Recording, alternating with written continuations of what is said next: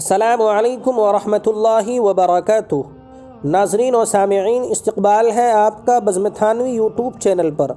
ناظرین، آج ہم آپ حضرات کے سامنے دور نبوت کے تعلق سے اور آپ علیہ الصلاۃ والسلام کے زمانے کے تعلق سے ایک اہم تاریخی ویڈیو لے کر حاضر ہوئے ہیں۔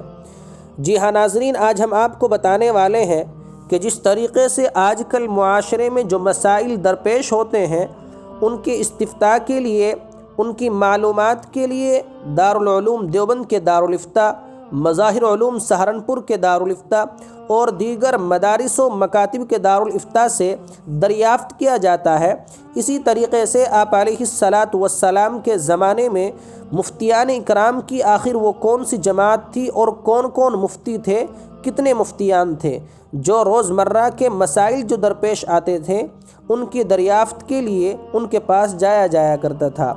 تو ان میں سر فہرست جو آتے ہیں وہ حضرت ابوبکر صدیق رضی اللہ تعالی عنہ ہیں، جن سے لوگ مسائل دریافت کیا کرتے تھے۔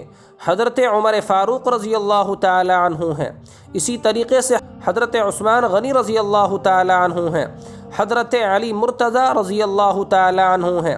5ویں نمبر پر حضرت عبد الرحمن ابن عوف رضی اللہ تعالی عنہ ہیں۔ 6 نمبر پر سلمان فارسی رضی اللہ تعالی عنہ ہیں۔ 7ویں نمبر پر حضرت ابی ابن کعب رضی اللہ تعالی عنہ ہیں۔ 8ویں نمبر پر حضرت عبداللہ ابن مسعود رضی اللہ تعالی عنہ۔ 9ویں نمبر پر حضرت معاذ ابن جبل رضی اللہ تعالی عنہ۔ 10ویں نمبر پر حضرت عمار ابن یاسر رضی اللہ تعالی عنہ۔ 11ویں نمبر پر زید ابن ثابت رضی اللہ تعالی عنہ۔ 12ویں نمبر پر حضرت حذیفہ ابن یمان رضی اللہ تعالی عنہ۔ 13ویں نمبر پر حضرت ابو الدرداء رضی اللہ تعالی عنہ۔ 14ویں نمبر پر حضرت ابو موسیٰ اشعری رضی اللہ تعالی عنہ۔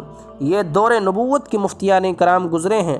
بہرحال اگر آپ کو یہ ویڈیو پسند آئے تو اپنی پسند اور ناپسند کا اظہار کمنٹ باکس میں ضرور کریں۔ آپ اس ویڈیو کو سن رہے تھے بزم تھانوی یوٹیوب چینل کے تاریخی پلیٹ فارم پر۔ اگر آپ کو اسی طرح کی تاریخی نیو اپڈیٹ حاصل کرنی ہو تو ہمارے چینل کو سبسکرائب ضرور کریں۔ شکریہ، جزاکم اللہ خیرا و احسن الجزاء۔